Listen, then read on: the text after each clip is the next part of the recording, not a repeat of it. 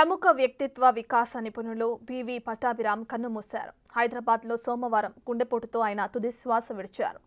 ఖైరతాబాద్లోని స్వగృహంలో ఆయన పార్థివ దేహాన్నుంచారు. బుధవారం ఉదయం 9 గంటల నుంచి అభిమానుల సందర్శనార్థం ఉంచనున్నారు. మధ్యాహ్నం 3 గంటలకు జూబ్లీహిల్స్లోని మహాప్రస్థానంలో అంత్యక్రియలు జరగనున్నాయి. రచయితగా, ఇంద్రజాలికుడు, మానసిక వైద్యుడిగాను పేరు ప్రఖ్యాతులు పొందారు ఆయన. తన మాటలతో లక్షలాది మందిలో స్ఫూర్తి నింపారు. అనేక పుస్తకాలు, టెలివిజన్ కార్యక్రమాలు, వేలాది ప్రసంగాల ద్వారా ఆయన సమాజంలో సానుకూల దృక్పథాన్ని పెంపొందించేందుకు కృషి చేశారు. బివి పట్టాభిరామ్ తెలుగుతో పాటు ఇంగ్లీష్, కన్నడ, తమిళ భాషల్లో కూడా రచనలు చేశారు. విద్యార్థుల కోసం ప్రత్యేక శిక్షణ తరగతులు, తల్లిదండ్రుల అవగాహన సదస్సులు నిర్వహించారు.